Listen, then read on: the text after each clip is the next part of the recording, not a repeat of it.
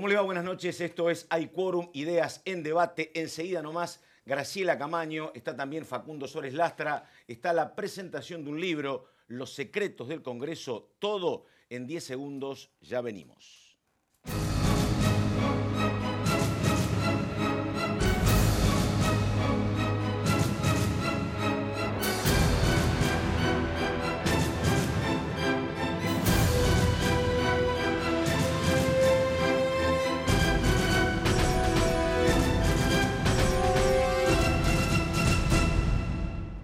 Bueno, primera parte de Hay Quórum, Ideas en Debate. Estamos como siempre con ella, con Laura Serra. Laura, ¿cómo te va? ¿Cómo va, Pato? Muy bien, estamos al lado con el señor Gabriel Suet, compañero en el Congreso, compañero de redacción de Laura. Está presentando, Gabriel, Los secretos del Congreso.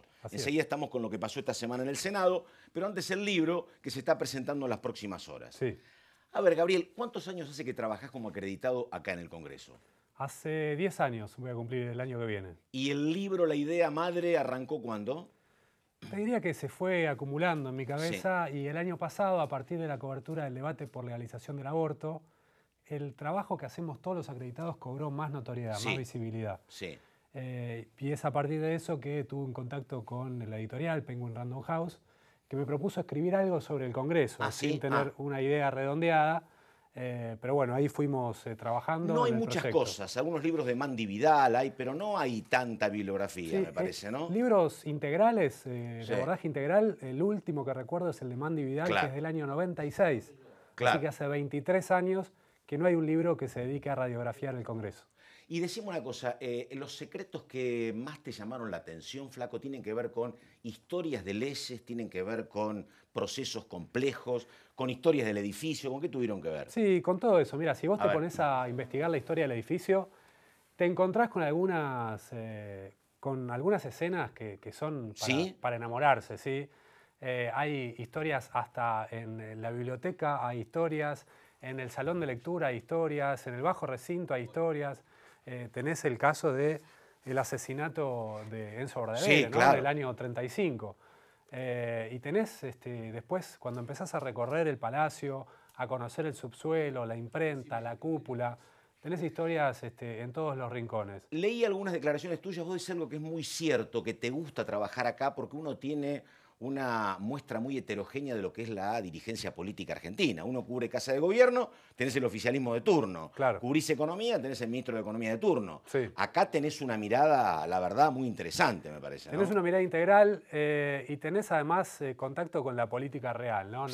Lejos de lo que es los libros de ciencia o de educación cívica, donde te dice el cómo debería ser, pero acá conocés el cómo es en realidad. Sin tampoco una mirada antipolítica, que es lo que yo no tengo. Me parece que ese es el abordaje que planteo en el libro. Intentar entender mejor cuál es la lógica de la política para poder explicarla mejor. Sin ser parte yo de la política, sin ser parte de la dirigencia, pero sí en esta frontera donde estamos los acreditados, en la que entendemos mejor cómo es la lógica del Palacio, pero tenemos que hablar el lenguaje de la calle. Entonces estamos en esa frontera, en ese tránsito, donde tenemos que informarnos bien, formarnos bien, para poder explicar mejor, que se entienda mejor y después que cada uno haga su juicio de valor. Tiene una enorme ventaja profesional, ¿no? Estoy mirándolo a el diputado Suárez Lastra y a Laura Serra. Digo, me puedo equivocar, pero salvo Alfonsín que hizo al revés, que primero fue presidente y después llegó al Congreso, la ventaja que hay acá es que primero los conocés a casi todos, los y las protagonistas las conocés acá, me parece, ¿no? Claro, sí. Casi todos. Estoy haciendo memoria, ¿no? Bueno, Macri fue diputado, Alberto Fernández no pasó por acá, por ejemplo, ¿no? No, pero bueno, el resto sí. ¿no? Cristina. Radicales, Cristina, efectivamente. Néstor Kirchner tampoco había pasado por acá. No, pasó después. Exactamente. Y vos sabés que estoy leyendo otro libro que es La rosca política de Mariana Genet, otro libro que se conoció en estos días. Y ahí también dicen que para un ministro del Interior, muchas veces la formación es haber pasado por el legislativo, porque estableces lazo de confianza con dirigentes de otros partidos, con dirigentes de distintas provincias, distintos municipios, y esos lazos de confianza hacen que después vos puedas negociar una ley, negociar la distribución de un fondo público, un proyecto, lo que sea, y creo que nosotros como acreditados también tenemos esa ventaja, de que conocemos a dirigentes que llegan a cargos ejecutivos, los conocemos cuando están en el legislativo, que tenés otra posibilidad de acercamiento, de diálogo, digamos, otra intimidad en el trato. Y eso sí es muy valioso. Sí, muy valioso. Bueno, Emilio Monzó había sido diputado raso en algún otro momento por acá, por ejemplo, ¿no? Varios. Sí, claro. Sí, Sí, exactamente. no lo tengo yo, a Emilio. Sí, porque vos sos más diputado, joven. Pasó en los años 90, había pasado por acá. Mirá. Sí, bueno, ahí estamos. Ahora Laura Serra. Laura, a ver, pasó la emergencia alimentaria en el Senado, previsible. Y decime, ¿qué viene? ¿Se termina la actividad en el Congreso? Se acabó todo. ¿Sí? Bueno, a ver, por lo menos hasta el 27 de octubre va a haber muy escasa actividad parlamentaria. 27 de octubre, sí. Hasta las elecciones, Pato. Sí. Lo que sí hubo de importante, por lo formal, por lo institucional, fue la presentación del presupuesto 2020, sí. que bueno, va a tener su tratamiento a partir de las elecciones, ¿no? Y veremos cuándo se va a votar. Ahí me gustaría hacer como una comparación, ¿no? Porque lo que están diciendo en el peronismo, aceptado por el oficialismo... Presupuesto, decís vos. El presupuesto, sí. es que se tiene que votar con las nuevas cámaras y debatirse después del 27. Lo cierto es que en el 2015, cuando Mauricio Macri, digamos, asumió como presidente, asumió con un presupuesto del kirchnerismo. Votado por el kirchnerismo, con lo cual habrá que ver finalmente cómo se resuelve todo esto. Lo cierto es que Mauricio Macri pudo gobernar perfectamente con el presupuesto elaborado por el kirchnerismo porque, bueno, tenía las herramientas como para reasignar partidas y hacer los ajustes necesarios. Lo cierto es que, digamos, no hay que esperar hasta enero o diciembre para tener un presupuesto, ¿no? Eso es lo que quería. Va muy rápido, pero esta semana fue cuando estuvo la CUNS explicando Exacto, acá. el lunes pasado. Pero eso me parece que no hay consenso en la oposición para convalidar algún tipo de reperfilamiento, me parece, ¿no? ¿Quedó eso? No, por ahora el reperfilamiento quedó en punto muerto, Pato. No, absolutamente, porque, a ver, la intención del oficialismo, del gobierno, era mandar un proyecto previamente consensuado con Alberto Fernández. Alberto Fernández tiene otra estrategia, quiere esperar al 27, digamos, no tiene la intención de compartir con el gobierno la renegociación de la deuda, sino encararla él mismo con su equipo y una vez que se definan las elecciones, con lo cual la estrategia del gobierno de mandar un proyecto de ley al Congreso finalmente quedó en la nada. Y vos me dijiste la semana pasada, ojo, creo que Pichetto no va. Pichetto no fue a la sesión. Y no, era previsible. Sí, exactamente. Bueno, estamos con el señor Gabriel Suet presentando su libro, estamos con Laura Serra. Enseguida, Facundo Suárez Lastra, hay quórum, ya venimos.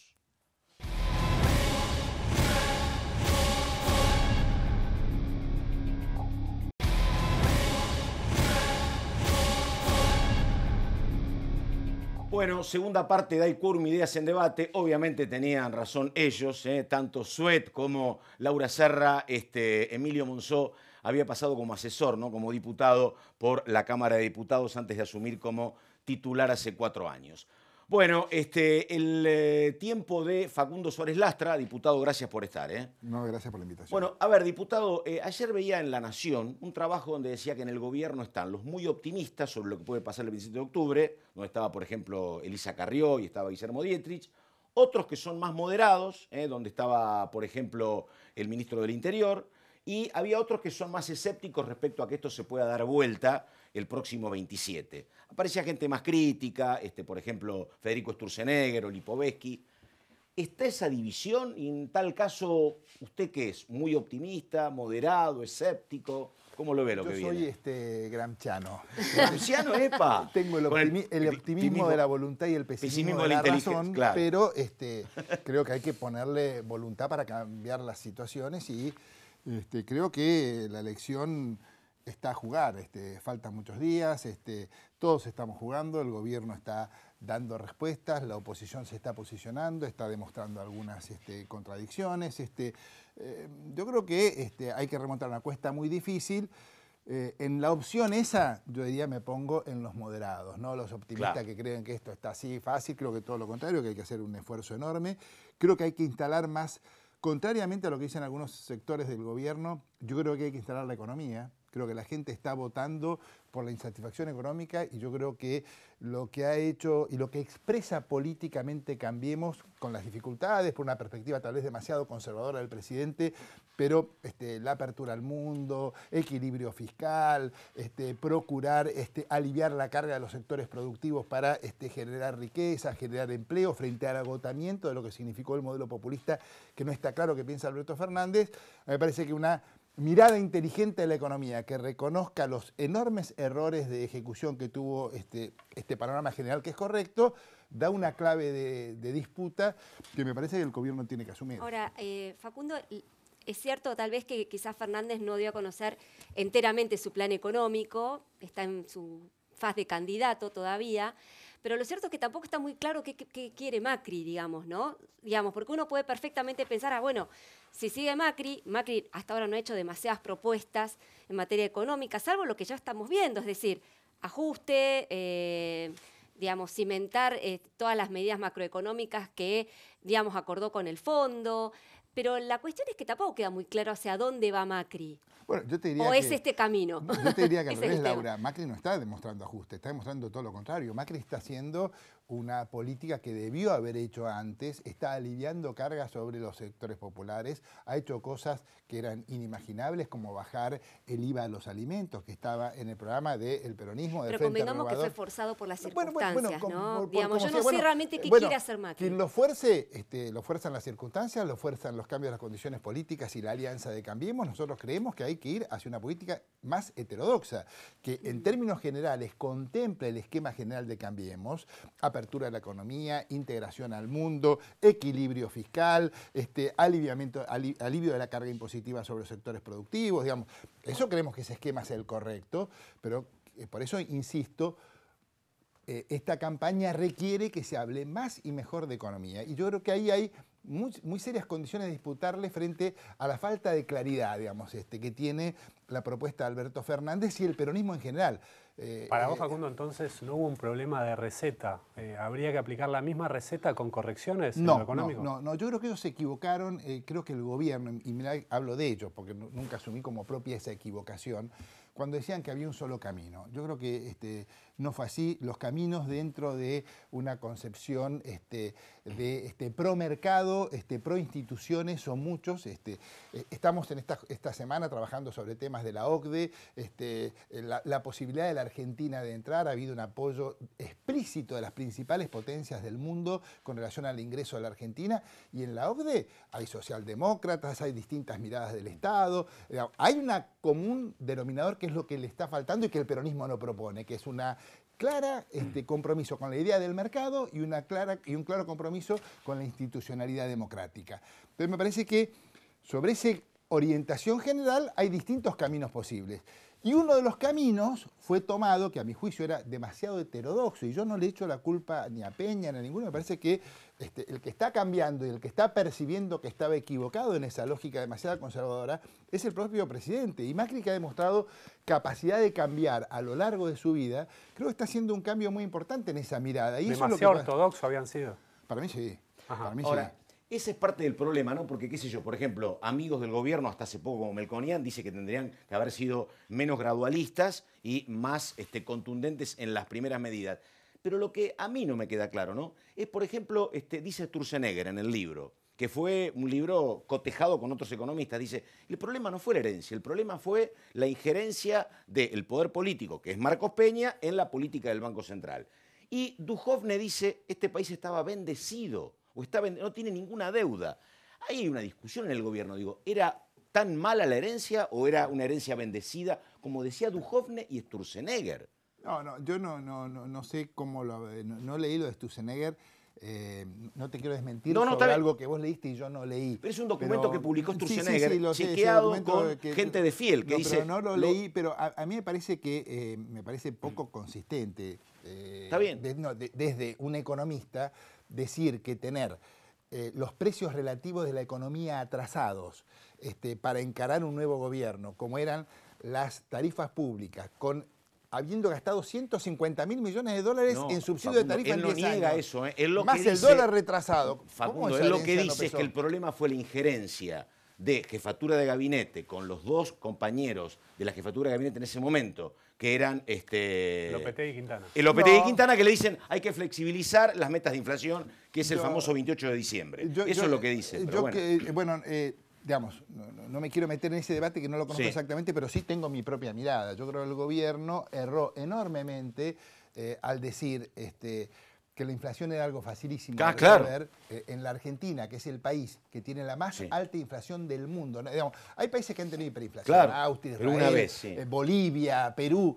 Ahora, 70 años de alta inflación no hay nadie, ni parecido, ni 7, digamos, lo de la Argentina. O sea, es decir, esto es facilísimo. Y plantear un objetivo de inflación tan ambicioso cuando tenías que acomodar precios relativos que estaban atrasados, fue un error de percepción política y de comunicación. Entonces uno se inventó un propio fracaso. Alberto Fernández viene diciendo, esto es dificilísimo, esto va a demorar años. Y nosotros podríamos decir, es difícil, pero requiere políticas. Y nosotros no estábamos tan mal, porque hace 4 meses veníamos de 4 meses consecutivos de reducción, y tan barbaridad es el precio mayorista de este mes, que es el 11%, pero el mes pasado era 0,9%. El mes pasado era 0,9% y todo descendiendo. Entonces, no es que veníamos de un desastre y de golpe. Hay una incertidumbre política. Con una caída de la actividad industrial de hace un año. Está bien que a lo mejor no se pueden las dos cosas. No, pero es cierto. Pero venía así, y venía con una ligera reactivación y muy por lo menos no caía como antes. Había empezado a subir muy poquito, la actividad industrial, la capacidad de empleo, mejoró muchísimo el factor exportación. Hoy tenemos balance de comercial, se abrieron nuevos mercados, no solamente, porque hablamos así sin pasarle bola. Los limones, sí, son los limones, más la carne de cerdo, más vaca muerta. Estamos poniéndole otro motor a la economía argentina y eso está funcionando y es sano y es bueno. El que gobierne, el que venga, sea Mauricio Macri o sea Alberto Fernández, va a tener algunos problemas importantes, y otro más resuelto, pero va a tener una base muy sólida para dónde arrancar. Señor, Facundo, ¿desde dónde arrancar? Si pierde Mauricio Macri, si gana Alberto Fernández las elecciones, ¿Cambiemos se va a sostener como fuerza legislativa de oposición? Yo estimo que sí. En general estamos conversando mucho eso y hay te diría, una importante mayoría pensando eso, sobre todo porque nosotros sabemos que vamos a hacer una elección que va a superar el 35% de los votos y lo que generó el autoritarismo y las desviaciones autocráticas de poder en el pasado fue la desarticulación de una fuerza opositora. Entonces, para nosotros mantener ese espíritu de un electorado que va a tener un piso del 35%, esperemos que sea más y no perder la elección, pero contener eso políticamente, darle valor y potenciarlo para que juegue en el Congreso y para que juegue como alternativa en la Argentina nos parece clave. ¿Detrás de qué liderazgos te imaginas? Los liderazgos se arman, los liderazgos no se construyen. Yo soy un político viejo, muchos años en esto. Los grandes líderes no los designó nadie, no los inventó nadie. Son gente que se dedicó, que desarrolló propuestas, que mostró caminos y esto está abierto para que eso suceda. Ahora, ¿el radicalismo puede ofrecer algún tipo de oferta electoral para un eventual recambio, digamos, si llegan a perder estas elecciones? ¿Cómo se va a plantear el radicalismo en esta etapa en su relación con el PRO, ¿no? Han convivido durante 4 años y hay muchos que de alguna manera especulan con que podría finalmente romperse Cambiemos. No, hay algunos que especulan con eso, otros que quieren romperlo porque piensan que recuperan la identidad con esta ruptura. El caso de Casella, yo estoy totalmente en contra de esa posición. Yo creo que el radicalismo tiene muchos dirigentes, algunos con un grado de visibilidad, otros con menos grado de visibilidad, muchos dirigentes que expresan nuevas corrientes de opinión, en el propio Congreso, perfiles como el de Josefina Mendoza, Brenda Austin, que expresan la movida de lo que pasa con la mujer en la política, desde la edad, los gobernadores, el caso de Morales con una impronta personal muy fuerte, Cornejo va a ganar las elecciones en Mendoza, no él, pero el partido Suárez, que él condujo, las va a ganar Suárez, pero con un liderazgo muy fuerte de Cornejo. El radicalismo tiene muchas alternativas que ofrecerle. Está Lustó, que se va acercando al radicalismo, que se ha afiliado y que aspiramos que sea más orgánico y comprometido para que sea un recurso propio. Suet preguntaba por el futuro de Cambiemos, pero la verdad acá vamos a necesitar 2 horas y tengo 2 minutos. Pero ¿y el factor Carrió? Digo, eso la verdad no es sencillo amalgamarlo en todo este espectro. Hay que preguntarle a Laura eso. Sí, exactamente, sí. Y Laurita, claro, ahí está. No, ella va a ser la disruptiva. Anoche te vi en TN, te vi, dale. ¿Y qué va a hacer Carrió? No, Carrió va a ser el... ¿Se va a quedar en Cambiemos? No sé, pero ella va a tener un bloque de 15 legisladores propios que van a hacerse oír y que sin duda creo que va a ser muy opositor, muy crítico de un eventual gobierno. ¿Pero no sabes si se va a quedar en Cambiemos? Claro. Yo ¿No lo asegurarías? No lo aseguraría, no, para nada. Bueno, tiene la posibilidad de ser oficialista si ganamos todavía. Claro. Claro. Por eso no venimos a decir tan taxativo. Facundo, lo último tiene que ver con Capital. Capital, la verdad que tendría que pasar una hecatombe para que no gane Rodríguez Larreta, ¿no? Pero sí, esto... Yo lo veo muy afirmado, sí. ¿No? Sinceramente, creo que es una especulación sin fundamento pensar que lo que armó el Frente por sí. Todos, con Pino, Lames... y supera el 25% histórico que tenían, sí, pero sí, exactamente. Sí, bueno, pero sinceramente claro. no le veo ninguna competitividad a esa propuesta, sinceramente, no la veo. Muy bien, tenemos que ir terminando. Diputado, muchísimas gracias. Gracias a ustedes por la invitación. Estamos con Laura Serra, estamos con Gabriel Suet. Esto es Hay Quórum, Ideas en Debate. Ahora, atención, viene Laura Serra con Graciela Camaño a solas. Dale. Bueno, estamos aquí con la diputada Graciela Camaño, diputada de Consenso Federal, candidata a renovar su banca por la provincia de Buenos Aires. Graciela, muchísimas gracias por esta entrevista en exclusiva para Diputados TV. ¿Cómo estás? ¿Qué tal? Muy bien. Graciela, bueno, se está aprobando y se va a convertir en ley el proyecto sobre emergencia alimentaria, sí. Un tema que el diputado le dio media sanción la semana pasada. Al mismo tiempo el gobierno ha dado a saber que desde las PASO hasta ahora y con estas medidas de emergencia ya de alguna manera desembolsado unos 100.000 millones de pesos para atender las necesidades que implicaron la devaluación, ¿no? Después de las PASO.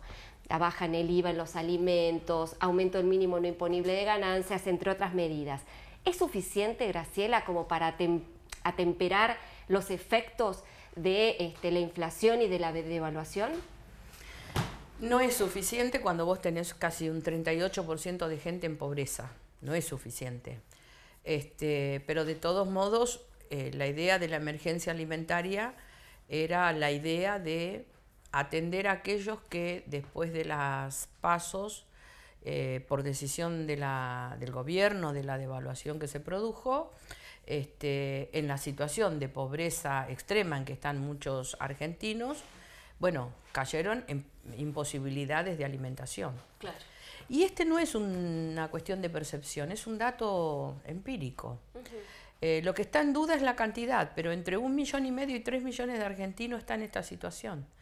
Y no son tampoco cifras antojadizas, es el informe social de la UCA, es la FAO, y es ese organismo latinoamericano que tenemos, que nunca recuerdo el nombre, después lo voy a recordar, que también establece un número, que va entre 1,5 millones y los 3 millones. Bien. Graciela, bueno, estamos en esta etapa de campaña hasta las elecciones generales de octubre. ¿Cómo se está plantando Consenso Federal frente a este tramo de la campaña? ¿Cuáles son sus perspectivas y expectativas, ¿no? Sí. Teniendo en cuenta de que, bueno, hay un gobierno que insiste en que va a dar la pelea, Mauricio Macri, que cree que puede subir el piso de votos que obtuvo en las primarias. Alberto Fernández al mismo tiempo cree que puede todavía superar el 49,49 que obtuvo en las PASO. ¿Ustedes cómo se están plantando en esta pelea entre estos? Nosotros estamos trabajando mucho en organizarnos mejor. Ajá. Por supuesto que estamos en el territorio, con todo lo que significa las visitas a las diferentes zonas de, en mi caso, la provincia de Buenos Aires, haciendo dupla con Bali Buca, que yo lo conocía de la Cámara de Diputados, pero el conocimiento de la campaña me mostró una persona excepcional, con unas cualidades de trabajo increíbles, y realmente estoy tan conforme, tan contenta de caminar la provincia con Bali, que él corre, yo camino, pero la verdad es que estamos contentos, estamos satisfechos. ¿Creen que van a superar lo obtenido en las PASO? ¿Cómo están viendo eso? Se verá eso en el resultado, Laurita. Yo la verdad no quiero hacer especulaciones de ese tipo, por más que estamos bien. Vemos que Roberto Lavagna, es la persona mejor conceptuada de la Argentina, el dirigente político mejor conceptuado de la Argentina.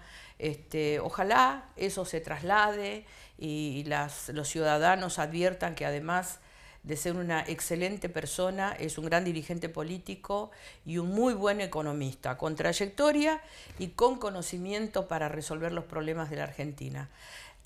Nosotros estamos tranquilos porque Roberto es una persona de mucha fortaleza y conocimiento, entonces él nos transmite el optimismo de que Argentina sale para adelante, de que esto de que vamos, la herencia que va a estar peor, viste que parece una lágrima, lo que se dice por la televisión todo el tiempo.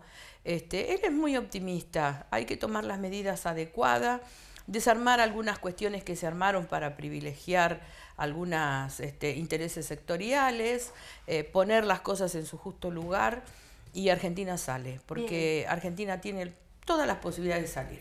Bien, justamente a La Baña lo ha ponderado mucho Alberto Fernández. De hecho, ha dicho que bueno, que eventualmente lo podría convocar, sin ser demasiado enfático, porque reconoce que La Baña es uno de los candidatos presidenciales que compite en estas elecciones, pero de alguna manera le abrió la puerta. ¿Hay alguna posibilidad de convergencia? Yo creo que no tiene el picaporte en la mano Alberto Fernández como para andar abriéndole la puerta a nadie. Roberto es un candidato a presidente, compite con Alberto Fernández, y ese es el lugar donde está. Nosotros en ese sentido creemos que estos extremos que se ponen en ese relato que han cultivado tanto el anterior gobierno como no le sirve a los argentinos, no le sirve a las personas, le sirve a los dirigentes, pero no le sirve a la gente. Y no vamos a estar en ninguno de esos dos extremos. Perfecto. Nosotros creemos que la construcción política es algo distinto, que es algo que se puede hacer con propuestas, que es algo que se puede hacer sin agresiones, que es algo que se puede hacer sin mentir tanto, sin silenciar tanto, y de cara a la gente. Y creemos que Argentina tiene futuro. Los argentinos tienen la posibilidad de salir adelante. Los procesos electorales tienen ese virtuosismo, ¿no? Nos abren la puerta hacia el futuro. Y la verdad es que nosotros estamos muy atrasados los argentinos. ¿En qué sentido?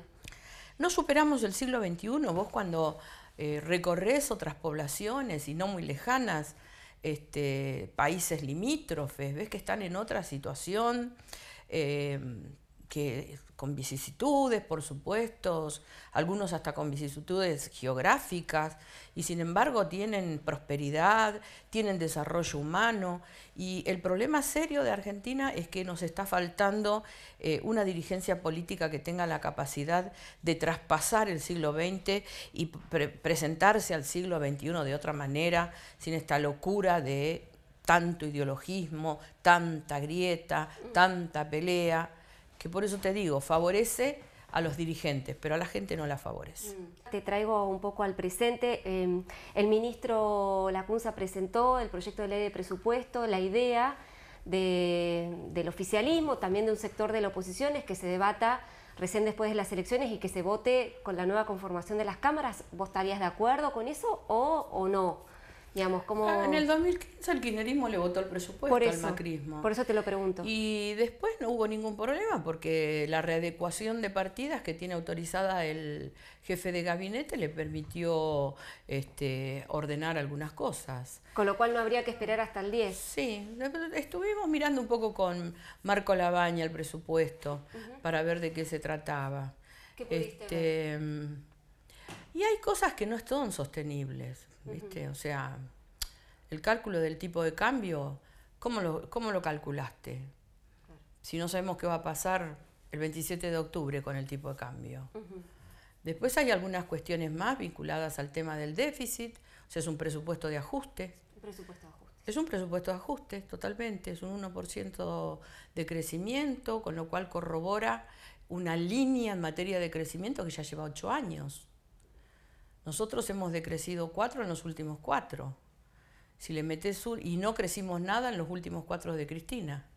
Con lo cual, si vos le metés un 1 de crecimiento y ese es tu proyecto ambicioso, vamos a seguir en problemas.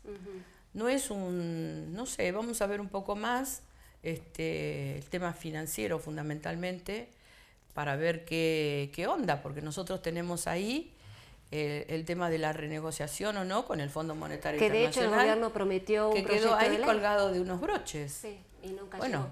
hay que verlo cómo lo desarrollan en el presupuesto. Ayer nos íbamos a adentrar un poco en eso, pero ya llegamos cansados. Bueno, Graciela, muchísimas gracias por esta entrevista, un placer como siempre, y gracias por recibir a Diputados TV en tu despacho. Muchas gracias, muy amables.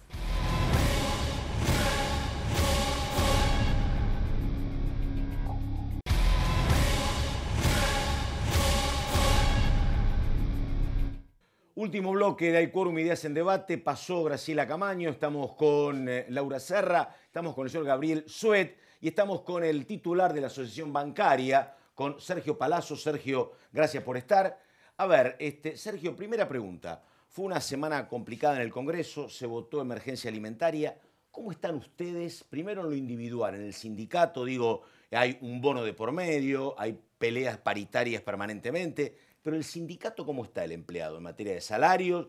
Con una inflación que dicen que va a ser del 50% al año. ¿La está peleando? ¿Está atrasado? ¿Cómo está? Bueno, buenas tardes y muchas gracias por la invitación. Por favor. Primero. En materia de lo que significa la Asociación Bancaria y los trabajadores, nosotros tenemos un acuerdo salarial que era del 30% con una cláusula que se activaba toda vez que superara este porcentaje y que comprometía al sector empresario a preservar el poder adquisitivo del salario. Es la misma cláusula que pusimos el año pasado y que tiene íntimamente relación con la inflación, sí. Opera como una cláusula gatillo. Nosotros hoy día hemos firmado el pedido de las cámaras para juntarnos nuevamente y más allá de eso hemos estado en contacto telefónico y seguramente en estos días nos sentaremos a revisar lo que queda del año para poder seguir sosteniendo el salario en los límites por lo menos de la inflación. Ustedes tienen 30% y después cláusula gatillo.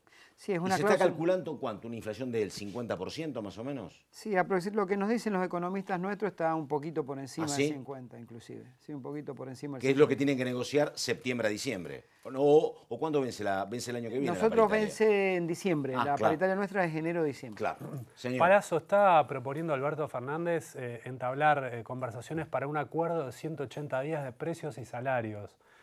No sé si lo han hablado ya con él y qué expectativa tiene para ese tipo de herramienta. Si es que en esos 180 días o en lo que viene, los trabajadores tienen que recuperar poder adquisitivo o con salir empatados están hechos. Bueno, creo que el candidato Alberto Fernández lo que ha planteado es un pacto social que incluye un 180 días probablemente de algún tipo de congelamiento de acuerdos, salarios y precios. Es un tema muy importante para abordarlo. A mí me parece que un pacto social es lo que requiere la Argentina. Generalmente, primero las malas. ¿Por qué fracasa un pacto social o han fracasado en la Argentina? Por dos cuestiones.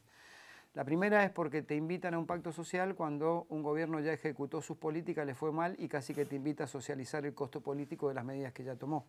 Y lo segundo porque lo limita a un congelamiento de precios y salarios. Y un pacto social tiene que ser la base o los cimientos, no fundacionales porque los países ya están fundados, entonces todo el que viene a hacer cosas fundacionales termina siendo un mesiánico que le sale todo mal, ¿no?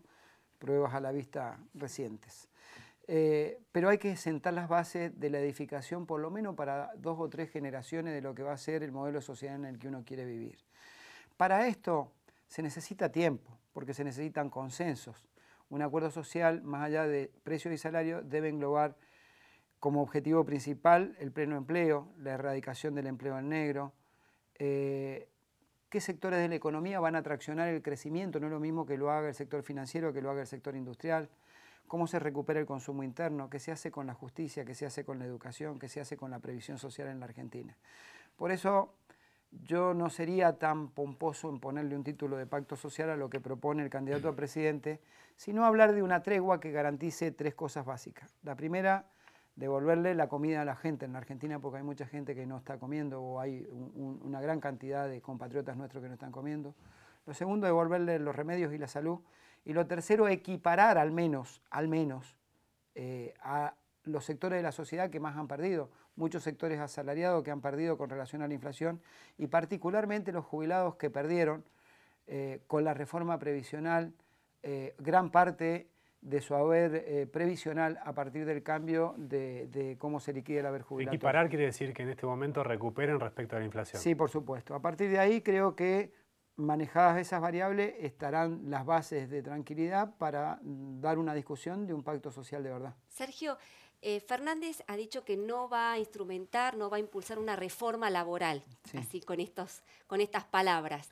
Pero sí se mostró tal vez flexible a algún tipo de discusión de digamos, de nuevos convenios por actividad, digamos, algún tipo de innovación en ese sentido, al estilo Vaca Muerta como ejemplo para llevar a otras ramas de actividad.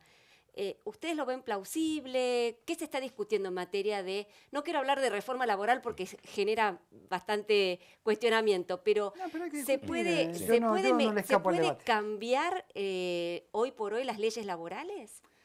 Mira, de hecho lo que propone Alberto es lo que por ley existe, que es la discusión entre el sector empresario y el sector de trabajadores en cuanto no solo a salarios, sino a condiciones de trabajo. Eso básicamente es una paritaria. Yo por ahí no tomaría el modelo de Vaca Muerta como un gran ejemplo para discutir, porque creo que muchos trabajadores perdieron algunos derechos en esa discusión. Entonces no lo tomaría. Yo siempre digo lo mismo. No soy de los dirigentes ni anacrónicos ni antiguos que no cree que haya que discutir la modernidad, la tecnología e incluso la productividad. Ahora, la discusión es para que perdamos derechos, toquen otra puerta porque no va a ser la de la bancaria la que se abra. La discusión es seria sobre el avance tecnológico y el impacto en los puestos de trabajo y en la calidad de los puestos de trabajo que quedan. Sí, estamos dispuestos a darlo. ¿Es compatible entonces? Mira, nosotros tenemos mantener los derechos e incorporar. Sí, y podés incorporar más inclusive. Por ejemplo, hoy estás ante un proceso de avance tecnológico en el mundo, no solamente en la Argentina y en la mayoría de las actividades, particularmente en la mía, en la financiera, en donde tiene una dinámica que seguramente hace pensar que podemos perder puestos. Yo a veces comparo esta revolución tecnológica con lo que fue la revolución industrial, que la gente pensaba que rompiendo los motores de las máquinas iba a detener el avance. Claro, había, sí, sí. Había una corriente que rompía máquinas. Claro, sí. En definitiva, después se dieron cuenta que de 12 horas a lo mejor había que trabajar 8 y repartir mejor la cantidad de horas. Yo doy un ejemplo de lo que hacemos en nuestro sindicato. Hemos hecho un estudio con los economistas nuestros desde el 2000 hasta la fecha, tomando por lustros. Y un trabajador bancario antes administraba un promedio de 145 cuentas de depósito y 115 de créditos o préstamos. En la actualidad administra cada trabajador bancario más de 600 y casi 400. Porque está todo el mundo bancarizado o más gente bancarizada. Claro, por un lado esto y por otro lado por el avance tecnológico que hace más dinámico. Quiere decir que nosotros crecimos en uno 510% la productividad y en el otro casi 300% la productividad. Ergo, hemos mantenido el salario, para muchos ha sido una buena paritaria, hemos mantenido el salario con respecto a la inflación, pero el nivel de rentabilidad de tener más cuentas, tanto de depósito como de crédito, sirvió para maximizar la rentabilidad. Lo que el sector empresario plantea cuando habla de reforma laboral es este ángulo de 45 grados hacerlo de 90. Nosotros decimos hay que achicar ese ángulo. Si esta es la discusión, bienvenida sea. ¿En qué quedó, Palazzo, ese entredicho que tuvieron con Marcos Galperín, el dueño de Mercado Libre? Yo creo que se le dio demasiada trascendencia. Para aclarar, perdón. Claro. Lo que dijo Palazzo es que él iba es un banco, si tiene cuatro patas y maulla es un gato, hacer una actividad financiera, así, claro, sí. Iba a intentar afiliar a los empleados de Mercado Libre al sindicato bancario. Claro, exactamente. Sí, pero vos sabés que a mí me gusta subir de peldaño a las escaleras, ¿no? Porque si yo me quedo simplemente en los trabajadores que tienen que estar encuadrados en mi actividad, yo sé que me van a acusar, como hicieron toda esa gran campaña que organizaron, como que uno se quiere y va nada más que por los afiliados para tener más caja o más... Sí. Yo quiero que regulen la actividad, primero, y de la regulación de bienes que son bancarios. ¿Por qué planteo que regulen la actividad? Porque no está regulada en casi todo el mundo. Por ejemplo, Mercado Libre tiene empresa en Brasil, y en Brasil el excedente o el saldo de billetera electrónica tiene la obligación de aplicarlo a compra de títulos de la deuda brasilera. Claro, acá no. Acá no. Claro. Por ejemplo, en los bancos donde trabajan los compañeros que yo represento, les retiren a sus clientes, les retienen IVA, ingresos brutos, ganancias, le cobran transferencias, impuesto a las transferencias. En esto no. Entonces se genera una competencia desleal. Por eso a lo mejor tal vez es más barato pagar por el sistema ese, ¿o no? Claro, porque hay menos descuento, claro. Pero mirá, se genera una competencia desleal por un lado por la simetría impositiva, pero por otro lado también no hay controles. Entonces vos no tenés el control de quién presta el dinero, de dónde salió. ¿Hay control de lavado de dinero? No, no lo hay. Tampoco controla el tema del usuario. Le cobran una tasa que es 2 o 3 veces más de lo que cobra una entidad pública, por ejemplo. Entonces no hay ningún tipo de control. Y además, tienen prebendas, no, tienen beneficios impositivos, en el caso de Mercado Libre y la FinTech, por estar adherido a la ley de software, futura ley del conocimiento a partir del 2020, que implica que vos, trabajador, pagás el 35% de ganancia, pero Galperín paga el 15%. Que vos, pyme, pagás el 19% después de la reforma tributaria de impuesto a la seguridad social y Galperín paga el 9,5%. Yo entiendo que hay sectores de la actividad que hay que fomentar para su crecimiento y hay que desgravarlos o bajarles impuestos, pero hasta un determinado límite es inexplicable que una empresa que vale 39.000 millones de dólares en Wall Street no tribute ganancia como tributa un trabajador o no tribute seguridad social como una pyme.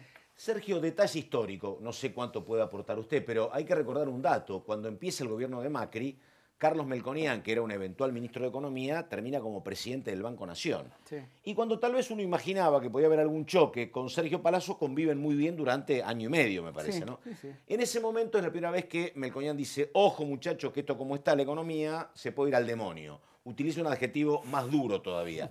Digo, pero hablando con Palazzo, que había un diálogo entre un dirigente gremial y el presidente del banco, digo, ¿qué vislumbraba en ese momento Melconian? ¿Le dijo algo? ¿Por qué venía mal lo que uno ve hoy? Que bueno, hay un Cepolite, hay un default perfilado. ¿De qué hablaba Melconian en ese momento? ¿Hablaba algo con usted o no? Sí, algunas cosas hablábamos.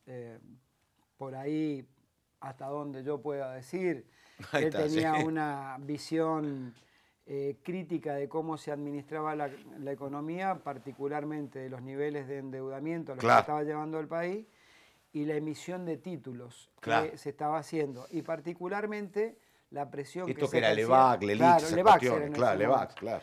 Y particularmente la presión que se ejercía sobre la banca pública para quitarle patrimonio, y él sostenía el criterio, el que tiene que darle plata al gobierno nacional es el central, no el Banco Nación. Claro. Bueno, claro. Buena medida. Pregunte, Sueta, a ver. ¿Cómo te imaginas la relación de Alberto Fernández con el sindicalismo? Él se nota que tiene buen vínculo con Héctor Daer, que es el actual, uno de los titulares de la CGT. Ustedes pertenecen a otra corriente. ¿Cómo se puede reconfigurar ese mapa y esa relación? Yo creo que inexorablemente el presidente que venga en la Argentina tiene que tener un mayor diálogo con el sindicalismo. Está claro que el sistema de imposición de políticas que impulsó Macri ha ocasionado 4 millones más de pobres en la Argentina. Para salir de esa profunda crisis se necesita ese pacto, acuerdo social, esa tregua, y para eso tiene que haber diálogo, y el diálogo es con todos. Si en política es con todos, en el pacto social es con todos. ¿Qué quiero decir? No hay una sola referencia del sector social. Tenés la variedad de los movimientos sociales, tenés las variedades de las centrales sindicales y dentro de las centrales sindicales los distintos espacios. El secreto, la sabiduría del futuro presidente, si es Alberto Fernández, es en buscar que ese pacto social, quienes lo negocien, quienes lo suscriban y quienes lo transmitan, tengan la legitimidad suficiente como para que el resto de los ciudadanos representados por cada sector o actividad lo interprete y lo haga suyo para que no fracase. Laurita, ¿alguna más? No, bueno, rapidito. El año que viene tengo entendido que va a haber elecciones en la CGT, ¿no? En agosto culmina el mandato, sí. Bueno, ¿cree que se puede haber algún tipo de unificación, algún tipo de reencuentro? ¿Cómo se va a perfilar el mundo gremial el año próximo? Es muy buena la pregunta, pero quizá por ahí los televidentes esperan la respuesta de cómo viene la rosca para ver quién va a ser. A mí me gusta poner proyectos por delante. Creo que el movimiento obrero tiene una tremenda deuda con los trabajadores, porque a 36 años que se van a cumplir de haber recuperado la democracia, al día de hoy no tiene un programa elaborado que diga con claridad qué piensa el movimiento obrero de cada tema de la Argentina, no solamente de los temas reivindicativos que hacen a la representación sindical. Entonces a mí me gustaría un perfil de una CGT que elabore un programa que establezca con claridad. Hasta es más fácil decir por qué se apoya a un candidato después a presidente, porque enarbola la mayoría de lo que uno plantea. Lo segundo, hay 3 cosas que están atravesando el mundo del trabajo acá y en el mundo. El avance tecnológico, la desregulación de mercado y relocalización de empresas, y el corrimiento hacia la derecha y neoliberalismo de los países europeos y los países centrales. Todo eso impacta en el trabajo y en las condiciones de trabajo. Y yo no veo que la CGT lo esté discutiendo. Discutido esto, Me parece que habrá que buscar los mejores hombres y las mejores mujeres, porque es una vergüenza que la CGT no cumpla con el cupo que tiene que cumplir y darle participación a las compañeras. Palazzo, una pregunta desde el ciudadano común. Está todavía en el imaginario el drama del 2001 con el corralito, ¿no?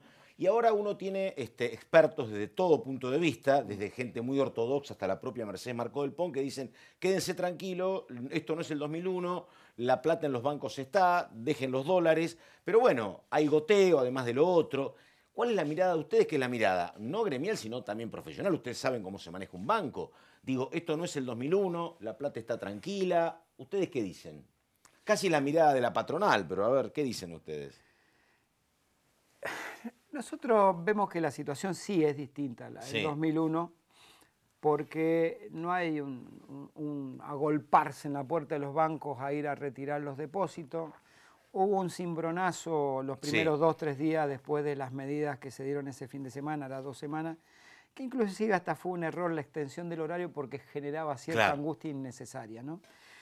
Lo que dice Mercedes Marcó del Pon es cierto, la mitad de los depósitos en dólares hoy están encajados contra el Banco Central, quiere decir que están. Claro, es decir, están la otra mitad están apalancados en préstamos que van de 12 a 36 meses y se van cobrando. En el 2001, el 80 o 90% de los depósitos estaban apalancados directamente con crédito. Si había un crack cambiario, no iban a devolver los depósitos. Acá estaban en custodia del central, con lo cual lo que ella dice tiene razón. Sí creo que, bueno, mucho depende la estabilidad que tengan los mercados a partir de que culmine el proceso de las elecciones generales del 27 de octubre. Y en esto, si me permitís 2 minutos, me parece que hay 4 puntos por los que los mercados, en lugar de ponerse nerviosos porque gane Alberto Fernández, deberían estar más tranquilos. El primero, porque Alberto Fernández fue piloto de tormenta de una de las peores crisis de la Argentina hasta institucional, cuando acompañó como jefe de gabinete a Néstor Kirchner. La segunda, porque si hay una amplitud, como se demostró en la PASO en materia electoral, quiere decir que hay una consolidación de un proyecto político, entonces hay estabilidad política. La tercera, porque si hay una invitación a un diálogo social y sabedores de que siempre van a atender esa cuestión un poco mejor que lo ha hecho el gobierno de Macri, no deberían haber desborde social. Y cuarto, en condiciones absolutamente distintas, por supuesto, pero hubo vocación de pago cuando fue el pago al Fondo Monetario Internacional. Cubiertas estas 4 expectativas, los mercados deberían estar tranquilos, no nerviosos, y quizá el nerviosismo tiene que ver con que tienen la cultura de imponerle a los argentinos desde los mercados qué es lo que se debe hacer. Palazzo, hoy no hay nominalmente Ministerio de Trabajo, está subsumido en el Ministerio de Producción. Digo, ¿es un tema formal para ustedes o es una reivindicación ante un eventual nuevo gobierno? Está claro que hay que darle rango de Ministerio de Trabajo, hasta simbólicamente, ¿no? Porque tenés tantos ministerios que no tener un Ministerio de Trabajo hasta suena a desprecio por lo que tenés que atender ahí. Yo creo que tiene que haber un Ministerio de Trabajo y también creo que, sé que hay un debate, ¿no? Gran debate, que si va un dirigente sindical, que si no va un dirigente sindical. Yo creo que lo importante es qué es lo que va a hacer el que va a sentarse en el Ministerio. No escuché nombre todavía. ¿Ustedes escucharon nombre a trabajo? Suet sigue muy cerca, al frente de todos. A ver. Sí, bueno, se habla de Héctor Daer. ¿Sí? Sí, se lo mencionó, ¿no? con poca certeza, porque la verdad es que Alberto Fernández no tiene un estilo muy radial y no da pistas.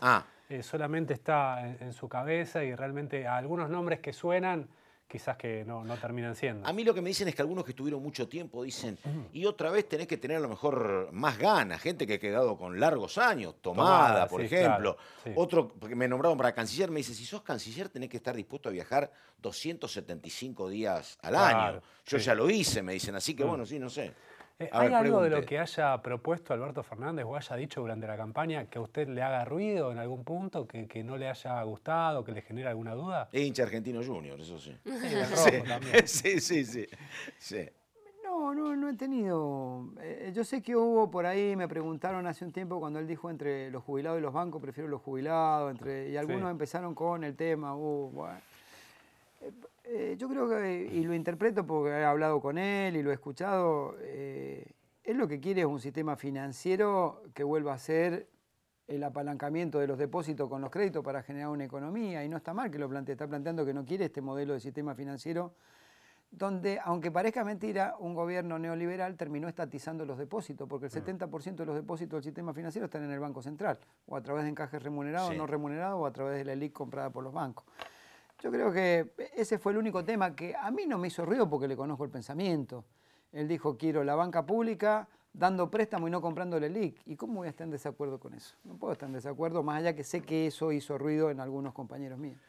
Tenemos que terminar. Sergio Palazzo, muchísimas gracias. No, gracias a ustedes. Laura Serra, la reencuentro la próxima semana. Señor Suet, presentación formal del libro, que venda mucho. Muchas gracias. Esto es Hay Quórum, Ideas en Debate. Volvemos la semana que viene. Muchas gracias. Buenas noches.